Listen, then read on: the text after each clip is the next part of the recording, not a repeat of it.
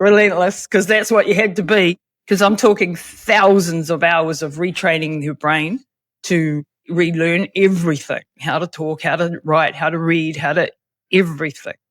So thousands and thousands of hours. And we'd have these plateaus, Ben, where we'd make a jump up and then we'd have months of nothing. But because I'm an ultramarathon runner and I know how to grind, I don't look for the performance improvements every week. I just keep going and grinding through and trying to find another thing. What else could help? After 2.5 years, I got it back to full and wrote this book. And the book was meant to inspire other people that, you can come back, even at the age of 74, that the brain can heal itself, that when you're told that there is no way out and there is no hope, they're not always right, that you have to be in charge of your own health, that you have to be preventative in your approach so hopefully this doesn't happen to you. Lisa, you are the embodiment of resilience. You've been through a lot, you've done a lot, you've accomplished a lot. And obviously those of us that are in our late 30s, 40s, 50s, how do I continue to live a long, healthy, quality life? I think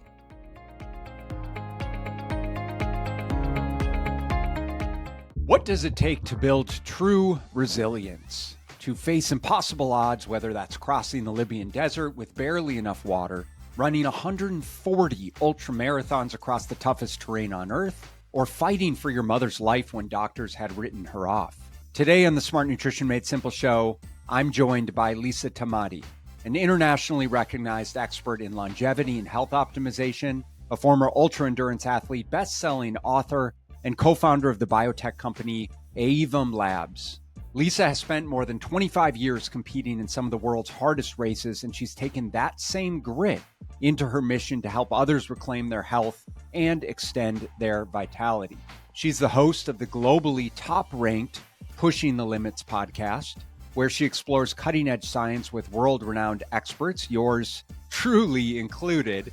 And her book, Relentless, tells the story of how she defied all odds to bring her mother back from a devastating brain injury.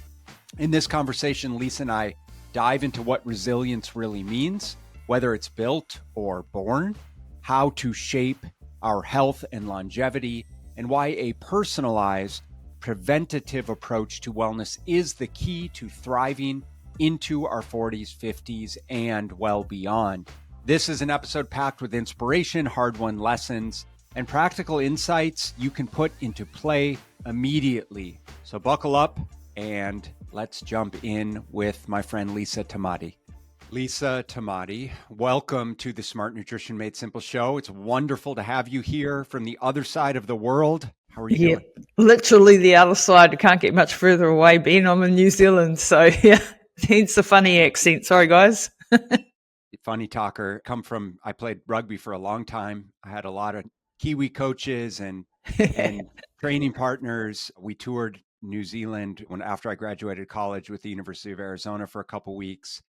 I remember what an incredible country, incredible experience. But remembered flying back, we landed the exact same time that as you left, right, that we had left. We basically saved an entire day, which traveling there was the opposite story. Yeah, well, you're back to the future. Yeah, it's definitely, we're in the future, Ben. Well, it's a pleasure having you, and it's well worth the distance to have the opportunity to chat with you and share what an incredible person and all the amazing things that you're doing in the world with our audience here. So, in sharing your bio prior to us jumping on here, it's very clear, Lisa, that you are kind of the embodiment of resilience. You've been through a lot, you've done a lot, you've accomplished a lot. I guess, how does resilience play a role in your life and where you are today? Yeah, I mean, it's not been a linear straight line of, yeah, I'm tough, I've got this, right?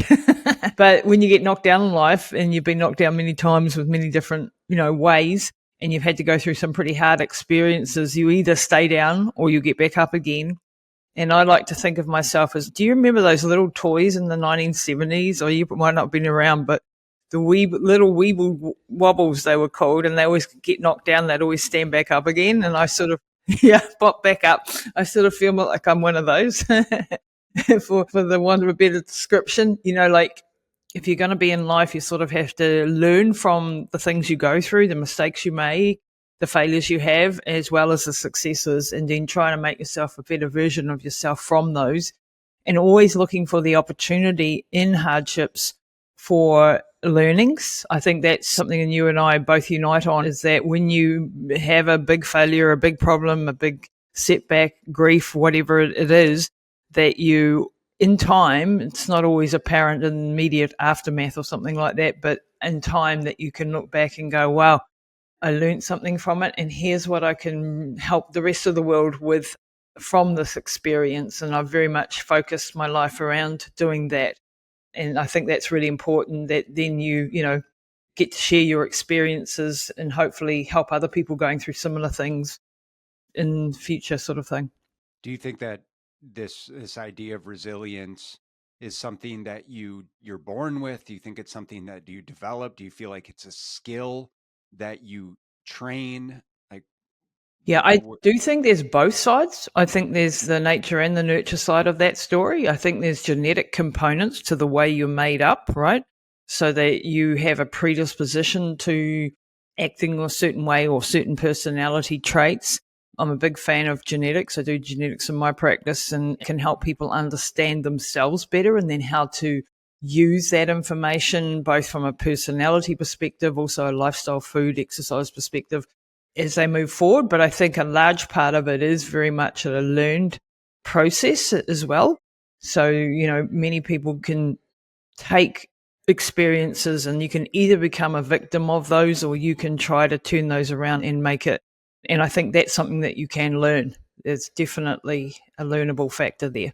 Definitely. Yeah, I think that kind of as you were explaining that, I was thinking a lot of the people that I know, and I think inherently there's just a lot of kind of highly driven, maybe entrepreneurial type people, probably a lot of the people that listen to this show and that you work with, that are just kind of those type of go-getter type people, and they take maybe more risk, and they invariably find themselves in more situations and circumstances where, like, because you take more risk, you're going to experience more quote unquote failures, but naturally as such is like you're just going to push through and learn from those experiences and opportunities, as you said, through the hardships. But at the same time, is the more that you do that, the more that you have the opportunity to do that, the more you refine that skill set, the more that you get comfortable being uncomfortable, right? Yep. And maybe the easier it becomes through that. I know you've been through a lot of challenges. So talk to us about kind of how you started to develop this resilience mindset. Is it something that you were born with? And when did it really, how have you developed it over the years? Yeah, well, probably I should start a little bit with, my backstory and where I think a lot of it comes from. But so I was an ultra marathon runner and, did extreme long distance racing for 25 years and doing expeditions and lots of adventure stuff and, all sorts of things all around the planet. The funny thing was that I had absolutely no talent to do it. Like, I'm not one of these gifted athletes. I was just very bloody minded, and I'd set myself goals and just work out how to achieve them. And I grew up in a family where it was expected that I had an amazing dad, but he expected a lot from us. And I think a lot of it comes from that childhood expectation that you will be, the best. You will represent your country. You'll do your utmost. And so that mindset was very much ingrained in me as a kid. And I was a gymnast as a kid first. And then, I failed at gymnastics as I hit puberty and grew up too tall and, wasn't the right shape and all that to be a gymnast, and disappointed my dad. And I was one of those little girls who always wanted to please dad, right? So I think that sort of set the stage for some of the stuff that happened later on, me searching for ways to perform and be the best in a sport, because sport was very much in my family. We're a very sporty family. And, it was really expected that you represent your country in something. And I couldn't do it in gymnastics as I tried. And then I tried in surfing, and my brothers were extremely talented. The middle brother, he was, professional rugby player. And, the other one was an absolute top surfer. And both of them surfers, actually, very good. So, always had this competitiveness between your siblings and all of that sort of jazz, right? And I was just, I wasn't particularly talented. I was an asthmatic my entire childhood, so I was in and out of hospital. I had a very small lung capacity, very small VO2 max. So really logical that you go into running, right? That's where I ended wild. up. Yeah. The more I get to know you, the more that doesn't surprise me at all. Well, I actually got into running in a roundabout way. First of all, it was always, just for fitness. But then I met my first boyfriend, or first major boyfriend, if you like. And this was a guy from Austria, an extreme athlete who'd traveled all around the planet, cycling, many, many countries and climbing mountains and canoeing and kayaking and all of that sort of good stuff. And when I met him, I was I think I was 20, 21. And I ditched my studies. I was studying to be an accountant. You couldn't get anything more remotely not suited to me that you could possibly find. So I ditched the studies and I, went off on a big adventure with this young man, and we went around the world and we spent 5 years, doing all this crazy stuff and having adventures and stuff. But unfortunately, the relationship wasn't a good one and he was very abusive. And so that sort of played into my lack of confidence at the time, and he was very much of the sort of controlling personality. But you were competing in ultras at this point? No, we weren't. We were just doing our own adventures. So cycling mostly, like cycling through countries and climbing in mountains and kayaking and, going for weeks at a time off grid sort of thing, that type of stuff. And then this culminated, we got invited to do a crossing of the Libyan Desert, which was a proper expedition with a Yugoslavian survival expert. And he and Paul had met and they had done a crossing of another desert together, and then he invited us both to come and do this crossing of the Libyan Desert. Now, this was illegal crossing. You weren't allowed to go this part of Libya. This was, back in Gaddafi days. And it was in Egypt, on the Libya-Egypt sort of border area. Most incredible desert, like the most beautiful desert you can possibly imagine. And the idea, Elvis, who was the leader of the expedition, he'd gone to this part of the world 20 years earlier, and he wanted to do a complete crossing of it now. So he'd worked on this plan to do this. And so 4 of us, another guy, Gunter, as well, we headed off down into Egypt, and we went to this little oasis in the middle of the Sahara where you could get off the bus. And then we started this crossing. We had to disappear into the sand dunes in the middle of the night because it was a military barred area. You weren't allowed to do what we were doing, and disappear into the desert. And we had only 20 litres of water each because that was all we could physically carry. And there was no supplies along the route. So we were completely, no outside help. And so we only had 20 litres. So we had to get through in 10 days. So that was 2 litres of water a day. We had a maximum that we'd given ourselves of 10 days to get through. We were hoping to get through a bit quicker. We did get through. Not very much water for in the desert. No, exactly. You're a trainer, you'd realize that in 40-degree plus heat. Right.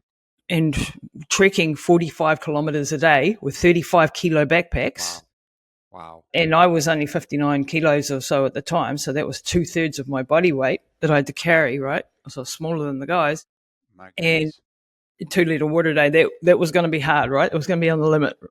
And we started off and we headed off into this Libyan desert, which was a very dangerous thing to do. And we started going, and then we were meant to be doing a book of this trek because it was the most incredible. No one had crossed this desert at that point in time. No Westerners had been across this desert, only Bedouins and so on. So we wanted to capture it in a book, photos, and the boyfriend was a photographer. And he wanted me to help set up the tripods and run ahead and take photos. And Elvis was like, we've got to cover 45 kilometers a day. That's a lot. Right. We're not stopping. Right. You can take your photos, but you've got to keep up. And so the boyfriend was like, well, you got to help me and we've got to do this. And I'm like, I can barely stand up. Like I could not stand up alone. I needed the guys to put me up on my feet in order to get up. It was, the backpacks were so heavy. And so I was, physically unable to help him. And he was like going off his nut of how useless I was. And that's what he always did. He always told me I was useless. I could never achieve anything. I was hopeless at everything. I had poor genetics. I was this, I was that, right? And Elvis, because this is the first time in our entire relationship that we'd ever been with other people. And so Elvis was like, hang on a minute, you can't talk to her like that. That's not okay. This is not right. And so these two alpha males ended up having a big fight. So this went on for a couple of days, and by day 4 we were all massively dehydrated. So to be fair, we were all very, very short tempered, because when you're in dehydration, it's the most horrific thing that you can possibly imagine, like that level of dehydration, right? And I had been sort of squirreling my water away because I was so scared of not having enough water. I was only drinking 1.5 liters a day, which is like really, really short. So, you can hardly talk. Your mouth is all swollen, all of this sort of jazz. Anyway, on day 4, the boyfriend of 5 years, we've been together for 5 years, tells me that the relationship's over. He's leaving. I can stay with the other 2 guys, and he's off. And had a big fight about it. In the middle of the desert, mind you. In the middle of the desert, in the middle of the day, in 40 degrees heat, in extreme conditions. And that's it, dumps me in the middle of the desert. And I'm like starting to fall apart, because he's the love of my life, I think, at this point, And I'm like emotionally falling apart. And then I'm like, hang on a minute. As soon as he disappeared over the sand dunes, I had a cry, and I was like, the other guys are looking at me like, oh my God, like we caused all this trouble. And I'm like, actually, I can't fall apart now. I've got to compartmentalize this pain, this emotional pain from the physical situation that I've been, that I've got to pull my shit together, and I've got to get on with it, basically. And I owe it to the other guys not to cause any more troubles, and just, and Elvis, sort of looked at me and said, are you going to be okay? And I'm like, yeah, I'm fine. Let's just get on with it. Let's go. And so from then on, it was just the 3 of us, and we carried on. I didn't know whether the boyfriend would get out or not, or, whether he'd survive, although he was extremely strong and fit. But when you're in the desert in this place, it's, you take one, twisted ankle to die. Right. Literally. And so, but I had to put all of that out of my brain and just focus on my survival and getting through, and, not causing any more trouble to the other guys. And long story short, you'll have to read my first book, Running Hot, for that story. It got pretty dire, and, it got to the point where my nervous system was starting to break down. It was, we had sandstorms, we had, just a complete lack of water, and I pushed my body to the absolute limit. And I was very lucky to get out, put it that way. So that took us 7 days in the end to get through, and had major damage done to my kidneys, my upper body, all my nerves, and my shoulders and things. I was unable to feel anything for a couple of years. I had scoliosis of the spine from carrying such a massively heavy weight, just quite major damage. But worse than the physical damage was the mental damage. And it was also a turning point in my life, being where I went, like, no one's going to treat me like this again. I'm going to find my way out again. And it took me a couple of years to actually rebuild my life and get out of that situation and stuff, because I was living in Austria at the time. But it was a point in my life where I went, I've got to, change and start to, reassess who I am and what I am. So it took me 2 years to physically recover. But then after a couple of years, I was reading in a magazine, and I was, the boyfriend was out of the life then, finally. It took a while.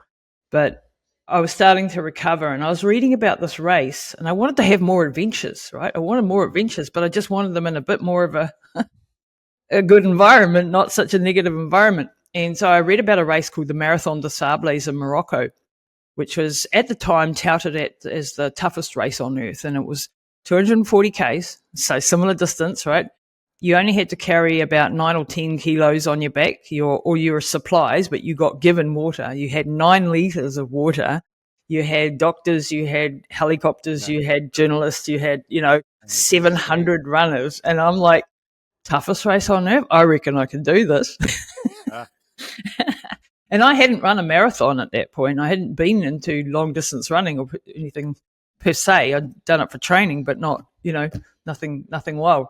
But I thought, I can do this, because I did the Libyan Desert, and that was a hell of a lot harder. I reckon I can make this. So I signed up and got sponsors, and the rest is history, as they say. 140 ultramarathons later. The taste of the ultra endurance world, at which point you said you competed for years and years and years. And I want to get to kind of like all the lessons that you learned, because obviously you don't compete anymore. No. But I'm sure that was such a fundamental contributor to the level of grit and mental determination and mental toughness. And like I said, the resilience that you've developed over the years. And geez, maybe even such a building block to the level of resilience that was required for I'm for mum. foreshadowing Yeah. here, 100. for the other challenges in your life. So let's start to kind of share a little bit about that, because, you are an expert in longevity and health optimization. How did that come to be? Yeah. So after doing 25 years of racing around the planet, being a selfish athlete, doing crazy stuff, I had the most incredible mother, right? A mum who just always supported me through everything, and you can imagine what a horrific daughter I was to have. Well, was that your career though for the period of time, like all For those years? for some of it, I was professional. Yeah, for some of it, I managed to. I sort of paved the way. Like I found it. Like I'm very much an entrepreneur, so I'm very much like never fitted in anybody's box ever, and I still don't at all. Resonate with that. Yeah, I bet you can. I want to do this. I've got to find a way to make enough money to do this. So when I say I was a professional athlete, I wasn't like, your basketball players on a salary like that, but I managed to survive for quite a number of years on what I was doing through speaking, through book contracts, through documentaries, through things like that, sponsorship contracts. I had the North Face and Toyota and Adidas, and different Coca-Cola at one stage. I shouldn't have done that one, but hey, at the beginning. So I managed to sort of eke out a living doing that. And then, but it was really like having to market myself taught me all of those skills that an entrepreneur needs, right? You need to be able to present yourself, do marketing, websites, documentaries and, speaking and radio and books and all of this stuff that I'm not qualified to do any of it, right? But when you're passionate about something, you find a way to get there. What I've found in life, and I've had so many different careers, jobs over the years and different things that I've gotten into. Most of the stuff I had no sort of formal education for, most of it. And it really doesn't matter. You don't need to. You can find a way to teach yourself everything, especially nowadays. Like you can teach yourself absolutely anything. In fact, I find a lot of the university education now is really outdated. And if you go to university, you're probably wasting your time unless you're doing something very specific, like engineering or something that really requires some of the latest and greatest. But most of the stuff, you go and do a communications degree or a marketing degree, it's a waste of time, like absolutely waste of time. You're better off going on YouTube and working it out or something. So I've never sort of let myself like be stopped by any sort of thing. I just found a way. And when you're passionate about something and you have a mission on, what you find is that people want to join in the mission. Because if that's what I'd find with sponsors and things like I did a race in Death Valley in the USA, and this was a major event for me, right? This was a big race, very world famous race, Badwater Ultramarathon, 135 miles in the hottest desert on the earth. And this happened at a time in my life where I'd just come back from Austria. I was 38 years old. I'd been married to another Austrian and the marriage had fallen over, and I'd come home and I had nothing, basically. And then I managed to get a slot in this race. And this race was like the thing I'd wanted to get into for years, right? This race. And so I'm like, oh my God, now I've finally got into this race and I've just come home with nothing at 38 years old and starting from scratch, and I'd lost my business and my house and my everything, right? Because, I left it all to the husband in Austria, came back home with a bike and a backpack.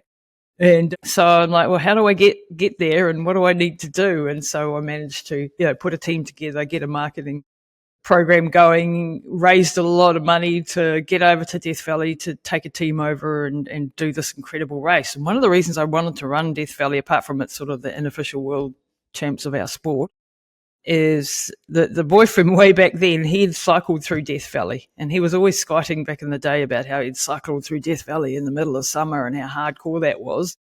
And so in the back of my head, I was like, you know what? I'm going to run through Death Valley one day and I'm going to show you, He was long gone, but it was just that psychological, I'm going to prove something to somebody here. Listen, I mean, a lot of what we do is driven by a big FU to all the people that have doubted us in our life.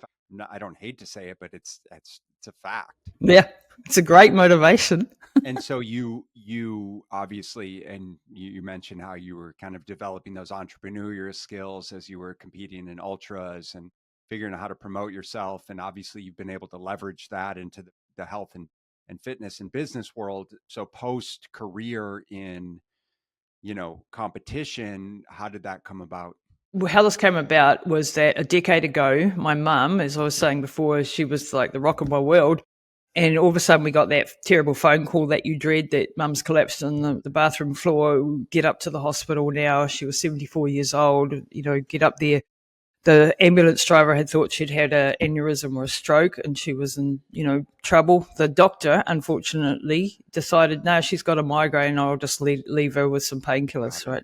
And so this was a medical misadventure from the get-go. Got it. So after, I had no medical background at that point. And so I was like, I didn't know what to do, what to ask for. I didn't know what was happening. I just knew she was in one hell of a pain, her brain. What ended up coming out was that she'd had a massive aneurysm. So after 6 hours of me waiting there, waiting for them to do something and they doing nothing, I actually rang a paramedic friend who'd crewed for me in Death Valley. And I said, can you please get up here? You know the people and I don't know what to ask for and I don't know what's going on. And she came up and she took one look at mum and went, yep, she's having an aneurysm or a stroke or some sort of neurological event. And she went to this asshole of a doctor and said to him in no uncertain terms, get her a CT scan now. She's having, and so my friend was a jiu-jitsu champ. So I didn't argue with her and we got mum a CT scan. And when it came back, unfortunately, an hour later, that came back blood right throughout her brain and they didn't think she was going to survive, right? And so this put me on absolute high alert that you cannot just leave it up to the experts and hope that everything will be fine, right? So at that point, they said, we'll get her through to Wellington because we were in a regional place where we had no neurological team. So we had to wait for another 12 hours before we had a air ambulance come to get her. She could die at any moment, right? They didn't expect her to make it. The gold standard is to get them into surgery in an hour. And we were 18 hours before she got finally into surgery to get a stent put into the brain to start draining the blood off the brain. And so they thought, she wasn't probably going to make it. And I remember my father coming up to me and going, we better start planning the funeral. And I just went, I remember grabbing my dad. My dad was a firefighter and he was, been married to my mum for 50 something years at this point. And, she was the love of his life and he was falling to pieces. And I'm like, Dad, she's alive. I've been caught off guard. I didn't catch this, but I promise you, Dad, I'll do everything in my power to get her back and I will do whatever it takes. And you just need to help me and you need to get things. So, get down to Wellington, get my brothers, do this, do that. And, give people jobs when they're in that panic situation because that gets their executive brain functioning, right? And so my dad was like, right, we're on a mission and we're going to do this and we're going to save mum. And so from that point on, in that dire situation, I couldn't do a heck of a lot because we were in the ICU, or we weren't in the ICU originally. We were in a normal ward.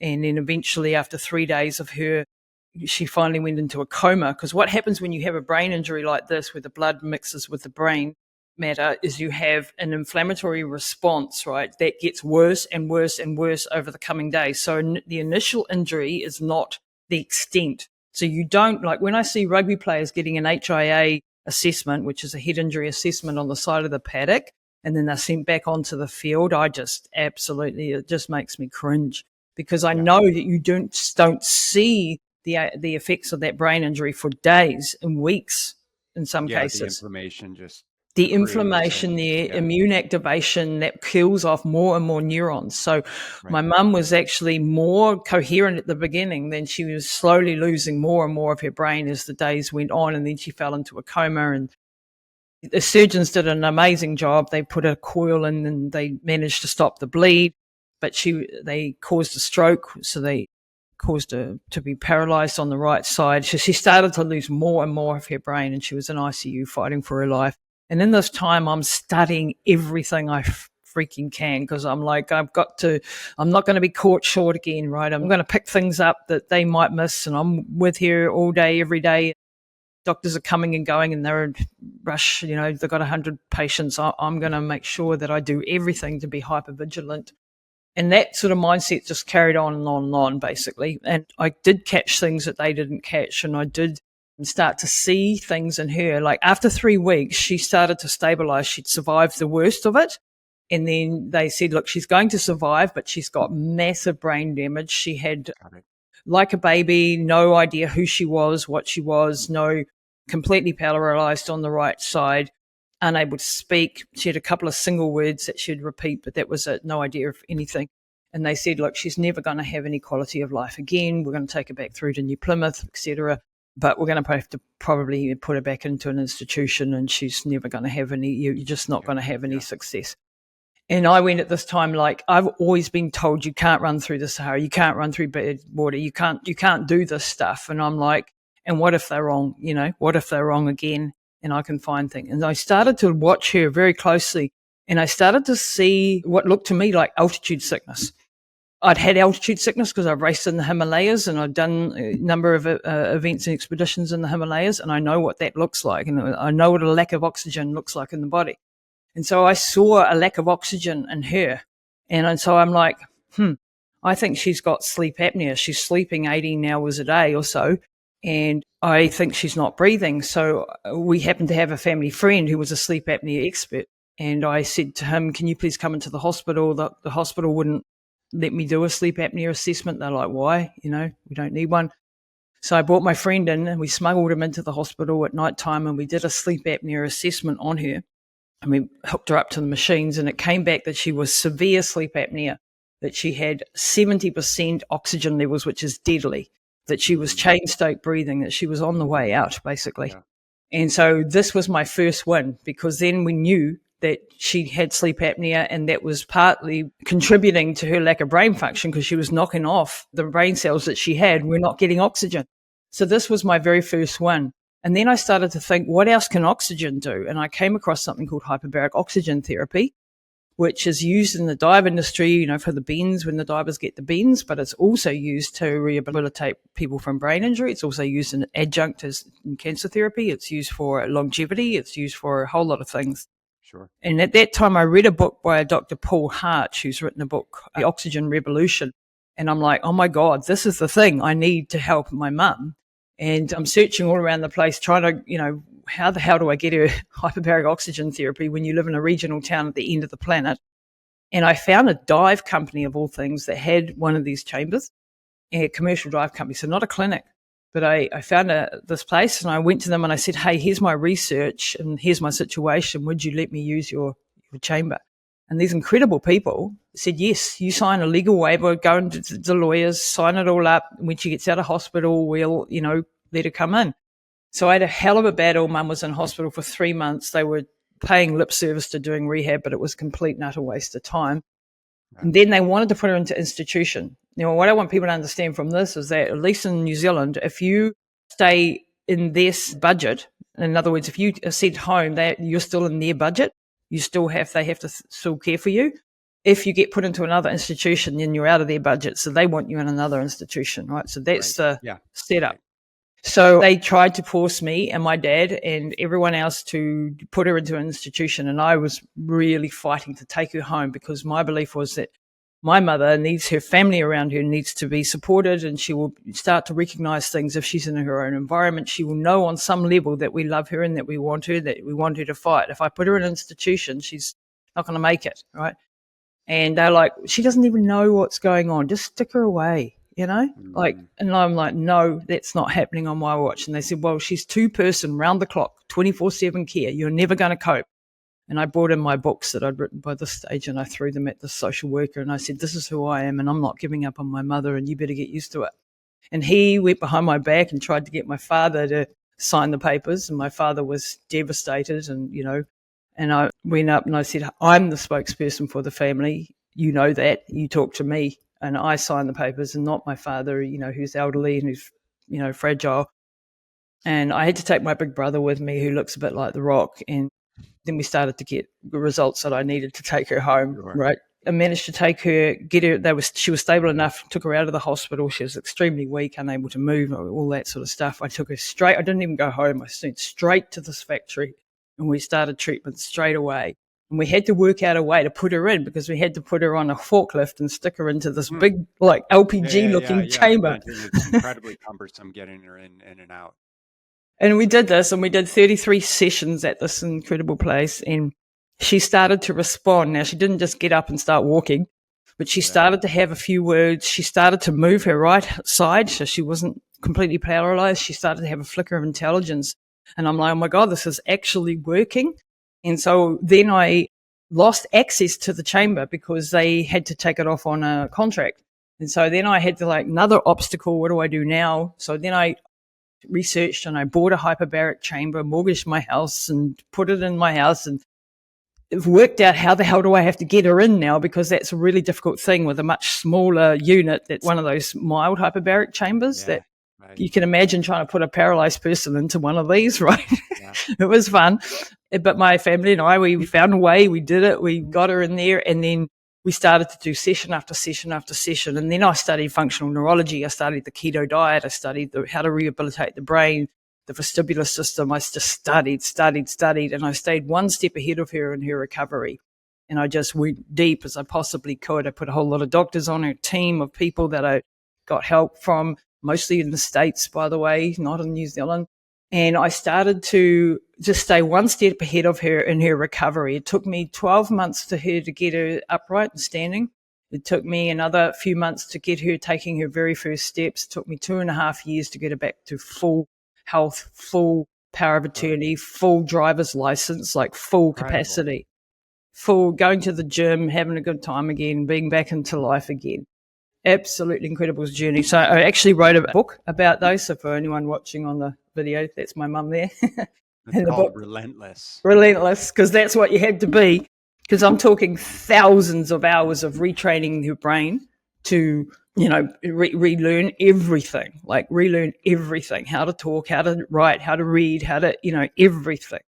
So thousands and thousands of hours. And we'd have these plateaus, Ben, where we'd make a jump up and then we'd have months of nothing. But because I'm an ultramarathon runner and I know how to grind and I'm an athlete, I don't look for the performance improvements every week. I just keep going. I keep going and sometimes because I have a lack of anything else that I know to do, I'll just keep going and grinding through and trying to find another thing. What else could help? What else could help? What else could help? So I, put together this really complex plan and program, and I just taught her everything I possibly could. And after 2.5 years, I got her back to full and wrote this book. And the book was meant to inspire other people that, you can come back, even at the age of 74, that the brain can heal itself, that when you're told that there is no way out and there is no hope, they're not always right, that you have to be in charge of your own health, that you have to be preventative in your approach. So hopefully this doesn't happen to you.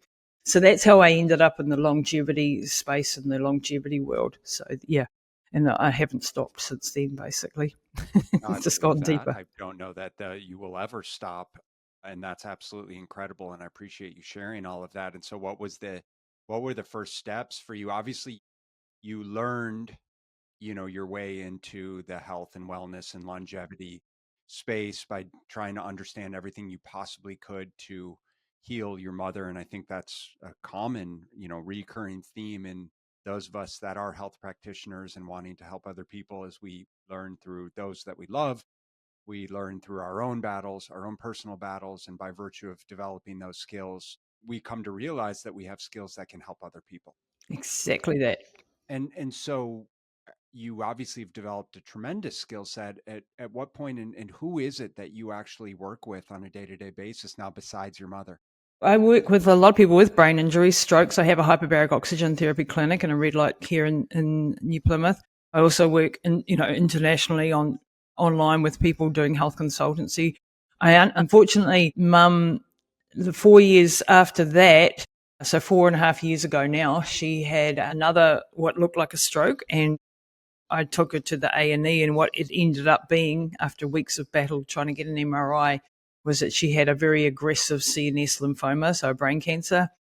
And so then I was thrown into the world of cancer, right? Cancer research. And when we first got this diagnosis, they said, we'll try and do an operation. We'll try and take this massive tumor that was the size of a grapefruit on the left side of her brain out.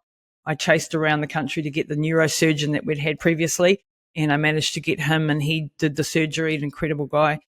Came back when they did the pathology on the tumor that it was a very aggressive CNS lymphoma, that she had weeks to live, that there was nothing that could be done, that she was terminal. And at this time I went, yeah, that's not how this ends. And I'm not, you can tell me it's terminal, I'm going to fight. So Then I went and I studied everything cancer. And I've released a book now, an audio book with an interview series of 21 of the world's top cancer researchers and scientists and doctors in the metabolic approach to cancer and adjunct therapies. And I put 15 doctors on her team. I did everything from peptides to advanced genetic testing to find out what her tumors would respond to. I went both sides of the fence. I didn't just go the natural side, and because in her case we were up against, like she had weeks to live. So I had to go. They offered us no chemo, no radiation, nothing. But then I found through the advanced genetic testing that she would respond to a type of chemo called temozolomide, and it showed that the tumor had a sensitivity to that, and something called rituximab. So I did that, plus it showed all the supplements and things that she would also respond to. So I did intravenous vitamin C. I did also peptides, which I'm a big fan of. She had over 150 pills a day. She had a very, very, very strict keto diet, like really low carb, because cancer feeds on sugar and carbs. Yeah. Also on glutamine, unfortunately, although we need glutamine, so that's a bit of a trickier one. I did off-label drug combinations, things like metformin, doxycycline, atorvastatin. These are off-label drugs that are commonly used in the metabolic approach to cancer world, to block the food to the tumors using different pathways from very safe, well-known drugs that are easily accessible and cost-effective and that don't have a lot of downsides to them. And they also block the food. So we did all of it. And it took us 12 weeks. And they did another MRI and it came back clear. The tumors were all gone. And we're nearly coming up 4.5. And she's still in remission, touch wood. You never want to say you're cured. And we're having another MRI soon to see if we're still cleared. So, wish us luck, everybody.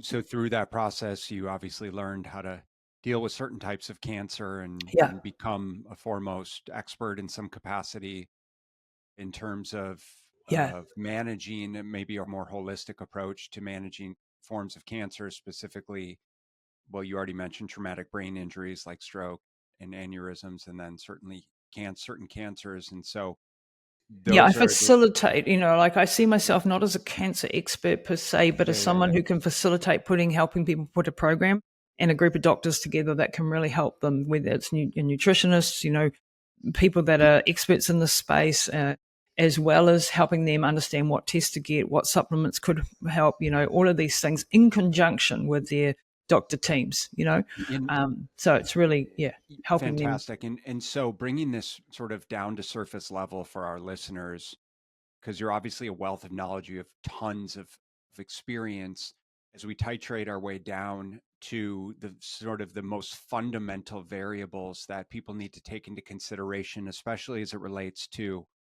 overall health and wellness and longevity, what we'll say as being one of those components that I think people are very interested in, especially those of us that are, in our late 30s, 40s, 50s, of considering like, how do I continue to live a long, healthy, quality life?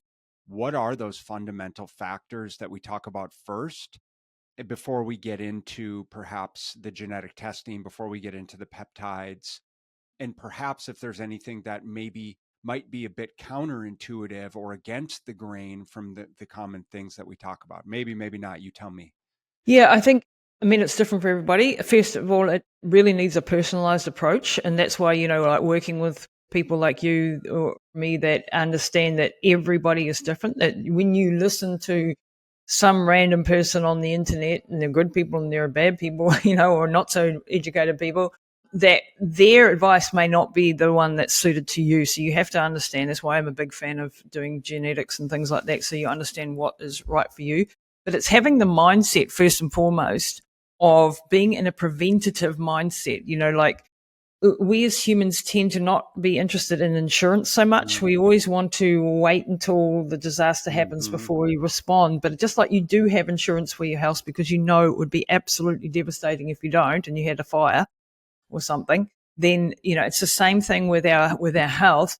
If I had known what I know now, and I could have gone back in time and prevented my mum from having this aneurysm, which I may or may not have been able to do, but I would have at least knowing what the signs were, that she was very overweight, that she was very unfit, that she was looking after everyone else, not paying attention to herself.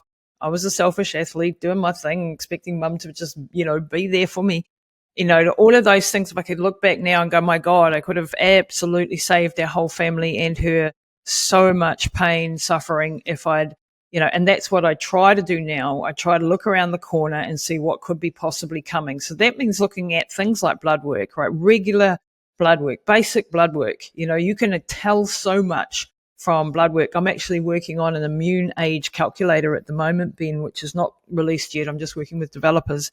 But I've created this formulations that look at just the basic CBC blood work, and they help you break down the ratios that are scientifically validated ratios that give you a real deep insight into what's happening in your immune system. Because I've understood from doing years of research that the immune system is at the basis of all aging, right? It's at the core. It affects all of the hallmarks of aging. So for me, the immune system, I have a biotech company too, and that is our main focus, is going after immunosenescence, the aging of the immune system. And my immune age calculator helps you, when it comes to market, it's not there yet.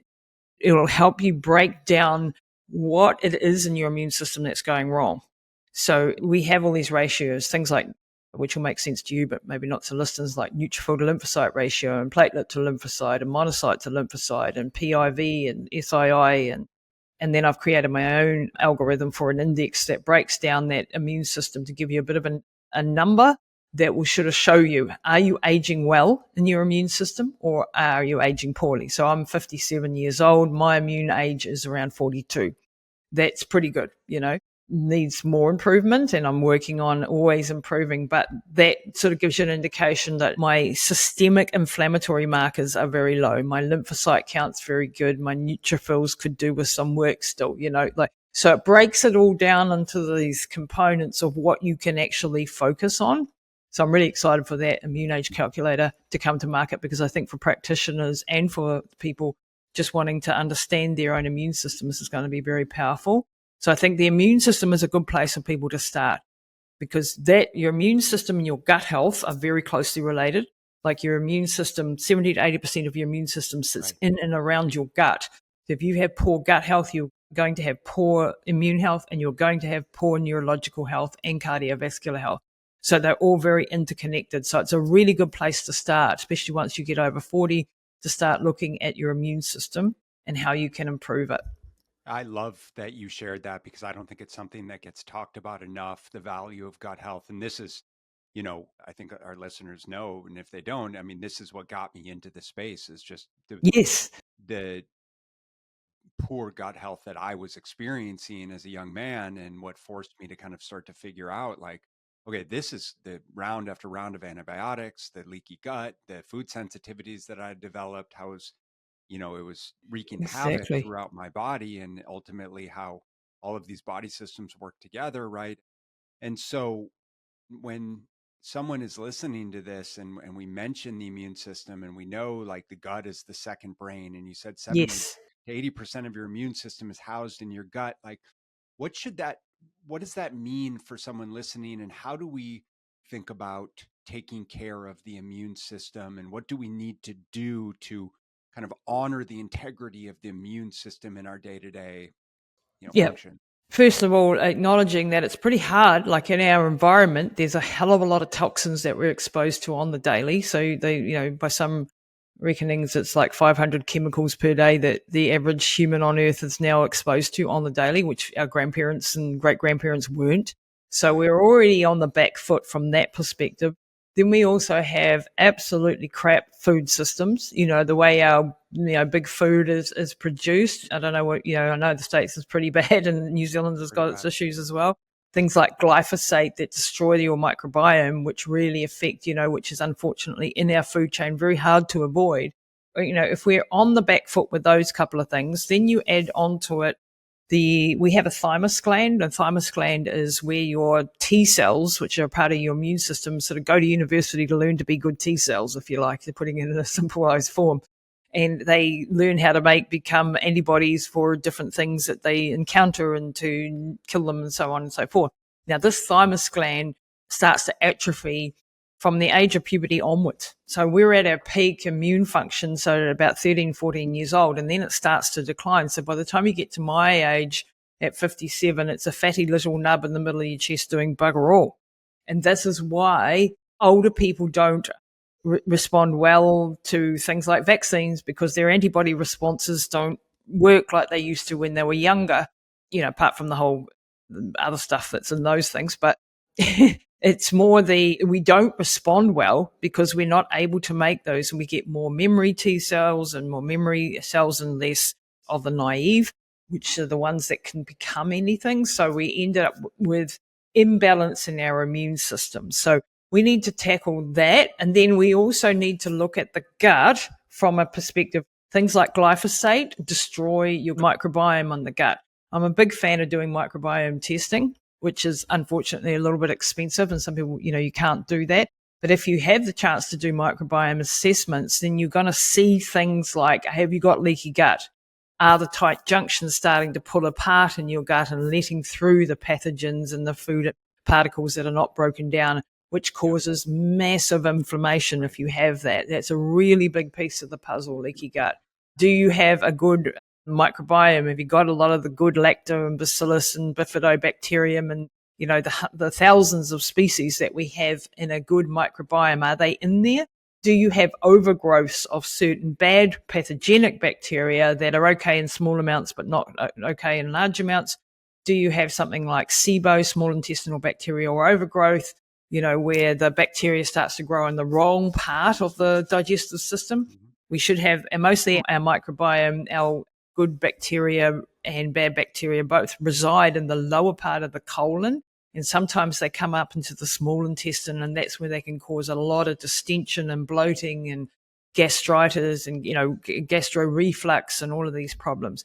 Do you have a good enough digestive juices like your pancreatic enzymes, your digestive enzymes? Your hydrochloric acid is a major player, and a lot of people on things like omeprazole and these proton pump inhibitors that absolutely destroy people's health, causes B12 deficiencies and methylation issues, and you can't break down your food and all of these things that these terrible proton pump inhibitors, they're good if you have an ulcer, but they should be done for a very short period of time with a specific purpose. And unfortunately, people get stuck on them for years, and that causes masses of problems. So it's looking at that whole picture and seeing where do you particularly need help with. You might need some extra betaine, some hydrochloric acid, or you might need some digestive enzymes to help you break down the fat. Your bile acids may not be working properly. You may need support with your lacto and bacillus and bifidobacterium. Now, I have a biotech company called Avum Labs, and we focus on the immune system, as I said before, but we have a formulation that we've worked on for the last couple of years, and it's got over 15 years worth of clinical research behind some of the ingredients that are in our formulation. And one of the major ingredients is an extract of colostrum. So colostrum is a super powerful, there's over 12,000 studies on how powerful colostrum is. It's the first food of mammals. And the problem with colostrum is that it's also got immunogenic properties because it comes from, from the first milk of the cow in this case, and it's got lots of fat and it's got lactose in it as well. So we've have an ingredient called Immunel, which has taken all of that out and left you with all of the bioactive parts of it without the stuff that you don't need, because you don't need extra milk sugars and fats and things like that when you're an adult, basically. You do need all the other parts, the immunoglobulins, the transfer factors, the growth factors, the sialic acids, the things that are going to help support your leaky gut, that type of thing.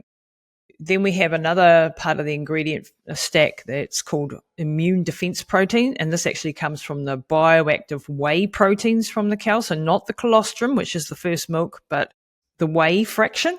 And the whey fraction is the sort of the protein fraction of the milk. And again, it's taken out all the bits that you don't need and left you with the cow actually evolved. So cows have a dirty little calf suckling a couple of times a day, and they often, they have to protect themselves from that bacteria. So in evolution has evolved these immune defense proteins to protect the cow from infection and inflammation.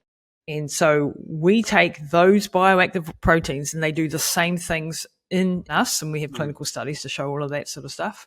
It helps protect you from infection and inflammation as well. So it lowers things like IL-6 and interleukin-1 beta. These are cytokines that are inflammatory and that we get more of as we get older.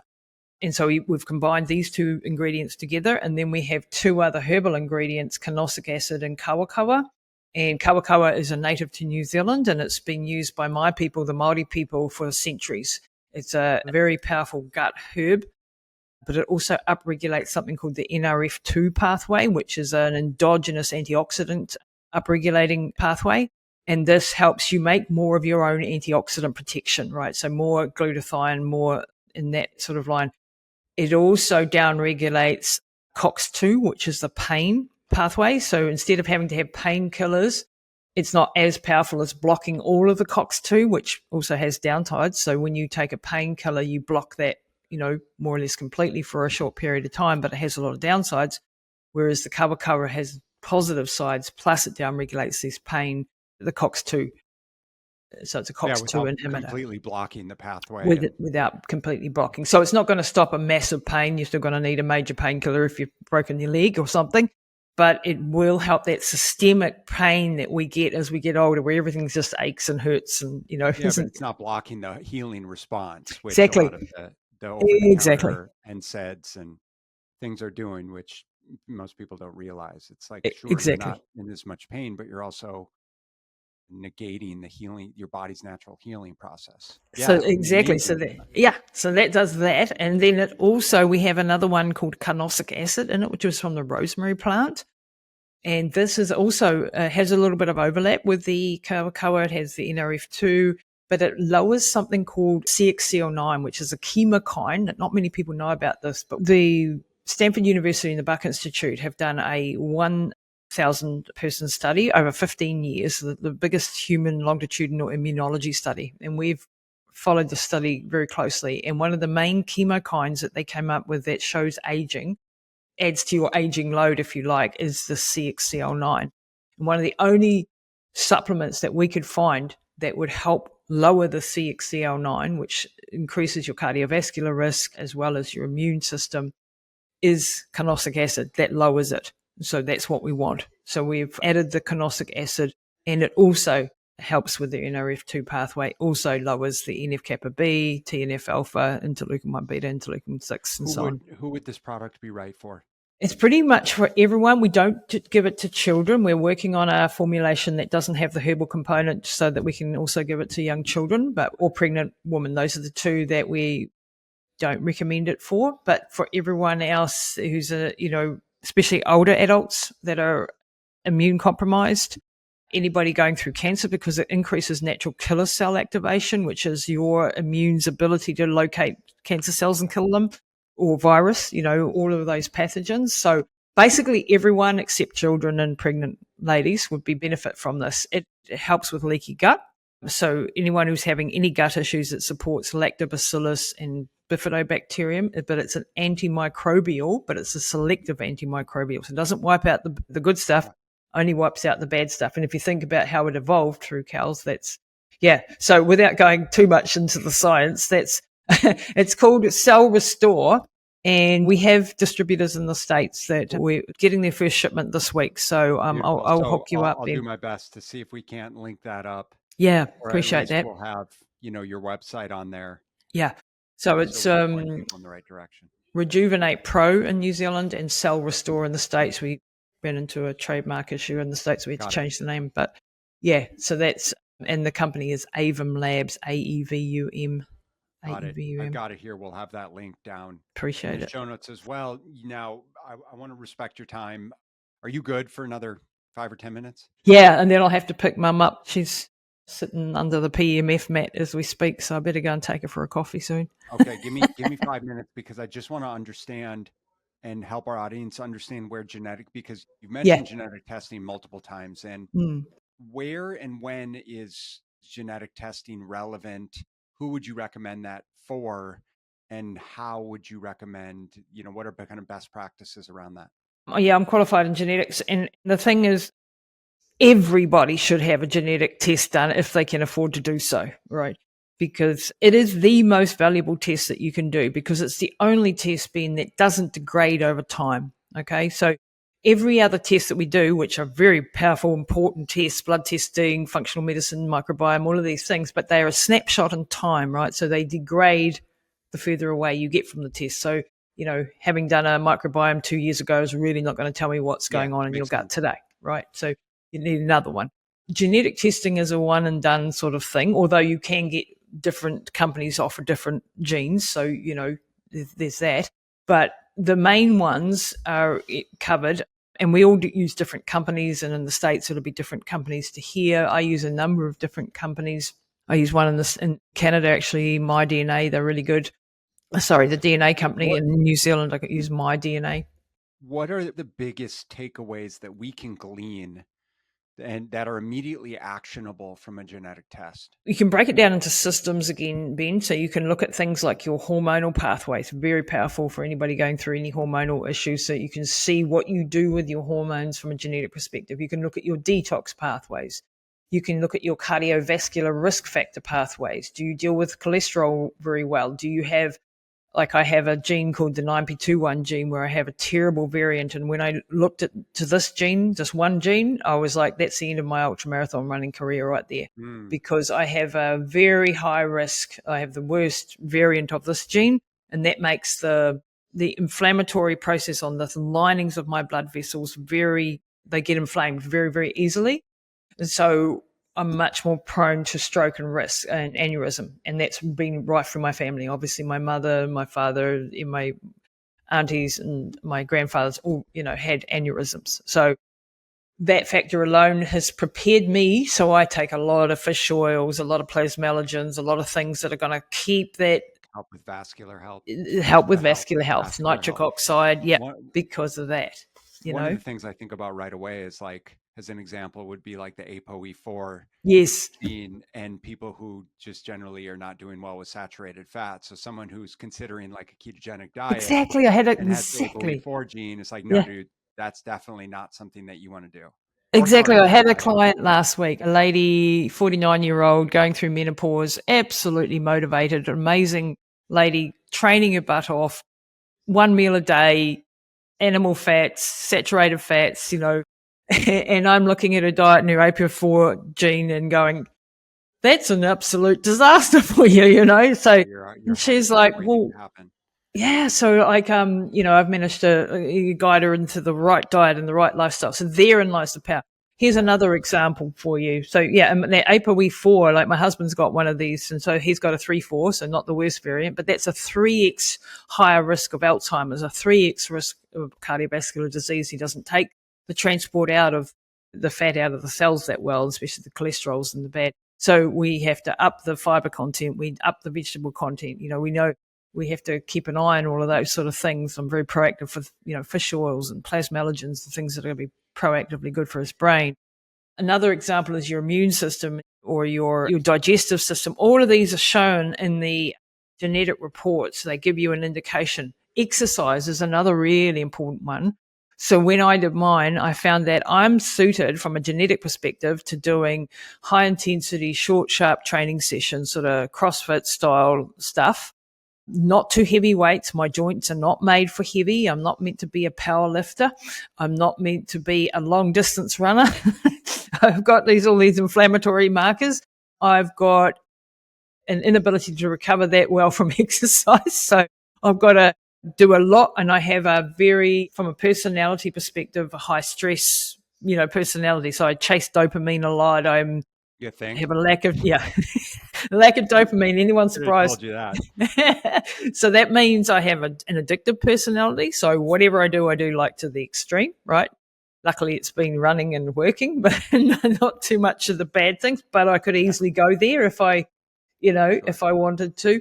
And I have to do a lot of calming. So yoga, Pilates, that type of thing to balance out and not just smash myself all of the time. So that was a complete turn on its head. And when I did that, because my entire adult life, I'd always been, despite doing these incredibly long endurance races, I'd always been a couple of kilos overweight, not fat, but just really struggling to keep my weight down despite horrendous amounts of exercise. And, at one point I ran through New Zealand doing 500 kilometers a week, and I got fatter for my troubles. And I was massively inflamed, hormonal dysregulation, all of the things, because it was the wrong thing for my body. I was not even taking into account any of the hormonal side of it. I was unable to have children, all of this sort of stuff. So that was an eye-opener. Unfortunately, I came to that quite late in the piece when, I was already in my late 40s when I worked all this out. When I did change my exercise, the weight fell off. I got a six-pack for the first time in my life. I was lean and mean, and I was like, what the hell? I'm doing a tenth of what I used to do, Right. Yeah, we'll go figure there. Yeah. No, that's amazing. And I can definitely see, I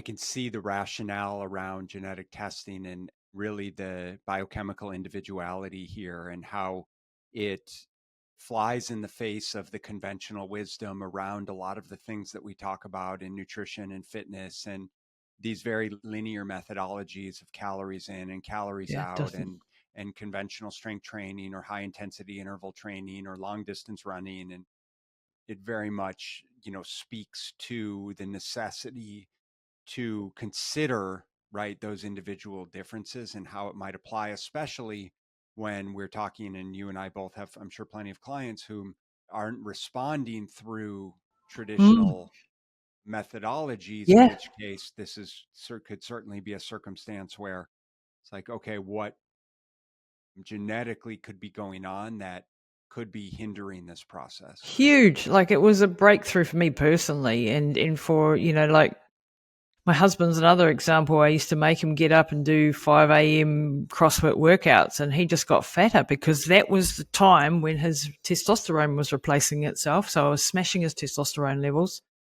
He was setting his cortisol up way too high in the morning, so he was putting on weight around the middle for getting up early and being disciplined. And so it's not like you're lazy, like you can be overweight just because you're doing the wrong combination of things for your genetics. Yeah, no, super fair. Okay, I'm going to let you go. What more should we know about your health and wellness company? How can people get a hold of you? How can they work with you, if that's a consideration? Yeah, thanks so much, Ben.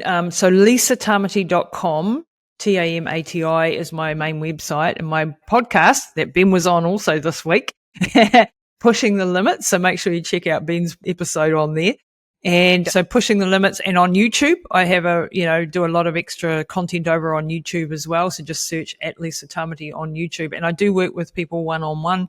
Of course, for people locally in New Zealand, I work with them in the clinic as well. I have a clinic here. But internationally, Avum Labs is our biotech company. But check out what I do at lisatamati.com, and avumlabs.co.nz is our website over there. Yeah. Really appreciate you letting me talk on your podcast. It's a real honor, Ben. And I hope that we stay connected and have a regular catch up and exchange the latest 100%. News. I've got a few things I want to run by you, and we can talk off the air, but I'm excited to continue this relationship and continue to support each other. You're doing amazing things, and I thank you for your time and energy and wisdom and knowledge, and continuing to change the face of health and wellness as we know it. So keep up the good work, Lisa, and we'll talk soon. Absolutely wonderful, Ben. You too. You keep up the wonderful work as well.